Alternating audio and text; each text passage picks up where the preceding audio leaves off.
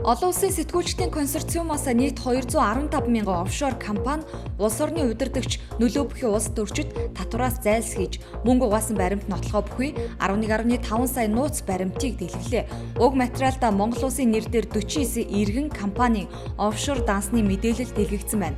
Монгол иргэдийн офшор данс ихэвчлэн Их Британий Виржин аралд бүртгэлтэй байгаамаа. Улс төрчдөөс Сүү Батболд Цогтбаатар нарын нэрс багтсан гэж урьдчилан мэдээлж байсан ч энэ удаагийн мэдээлэлд эдгээр хүмүүсийн нэрс байсангүй. Харин оюун гэрэл иш жамц дамдан гэсэн нэрс илэрчээ. Олонний танил хүмүүсээс Батуулын Чулуудай Даваагийн Батбаяр нарын нэрс багтжээ. Түүнчлэн Бат зориг Чимэд оржигч эрхмийн нэрээр 6 офшор данс бүртгэлтэй байгаа нь илэрчээ. Офшор данстай холбогдуулан News Segment сайт эдийн засагч оюунаас зарим зүйлийг тодруулсан юм а. Офшор дансанд мөнгө нуух нь гэмт хэрэгүү гэх асуултанд тэрбээр офшорт мөнгө хадгалахыг гэмт хэрэг гэж Монголд хуульчилсан зүйл байдаггүй. Гэмт хэрэг гэхээсээ цэвэр ёс суртахууны асуудал юм. Тэнд хин нэгэн мөнгө хадгалууллаа гэд тэр гэмт хэрэгтэн гэсэн үг биш. Офшорт нуусан мөнгө нь цэврүү бохируу гэдгийг шүүхээс тогтоогоогүй бол хин нэг офшорт хулгай мөнгөө нуусан гэж яллах нь өөрөө гэмт хэрэг болно. Гол нь ямар мөнгийг нуусан бэ гэдгийг нь чухал. Ариун цагаан хөдөлмөрөөр олсон мөнгөө хүн нуух уу гэж хариуллаа. Цагдаагийн ерхий газрын эрүүгийн цагдаагийн газрын харт амгтай тэмцэх тасгийнхан шүнжэн ажиллаж с ิจ бүхий этгээдийг баривчилжээ.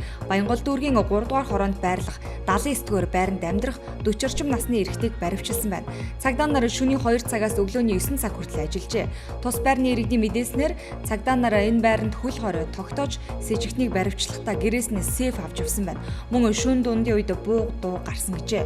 Харин цагдаагийнхан дээрх баривчилгааны талаар дэлгэрэнгүй мэдээлэл өгөхөөс татгалзаж буун дуу гарсан гэдгийг ч үгүйсгэжээ. Нэгдсэн үндэсний байгууллагын хүүхдийн сангаас Улаанбурхан улаануудын эсрэг нэмэлт дархлаажуулалт хийх 627,500 хүн тун вакциныг хүлээж авсан байна. Энэ вакциныг 18-аас 30 насныханд энэ сарын 12-ны өдрөөс хийж эхэлнэ. Улаанбурхан улаануудын эсрэг вакциныг жирэмсэн эхчүүдэд хийдэг байна. Ховд аймгийн Мөн хайрхан сумын нутагт орших Үзүүр Гялан гэдэг газраас олдсон хадны булшин дахь олдвор эдүүлийн зүйлсийг соёлын өвийг хамгаалах хуулийн дагуу боловсрал соёл шинжлэх ухааны яамны шийдвэрээр Улаанбаатар хотод авчирч сэргээн засварлаж эхэлжээ.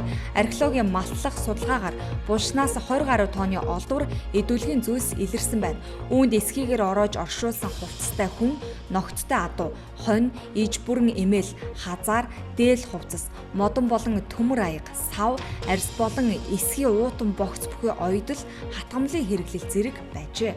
Улсын хурлын энэ сарын 5-ны өдрийн нэгдсэн чуулганаар Монгол Улсын сонгуулийн тухай хуульд нам эвслээс нэр дэвшигчийн квот 30% байсныг 20% болгон бууруулсан нь төлөөллийн зарчмыг зөрчсөн шийдвэр болсон гэж төрийн бас байгууллагууд үзэн эсэргүүцлээ илэрхийлжээ.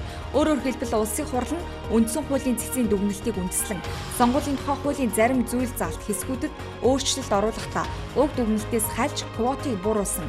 Энэ нь ард түмний сонгогдох эрхэд бүдүүлгээр халтсан шийдвэр боллоо гэж иргэний нийгмийнхэн үзжээ.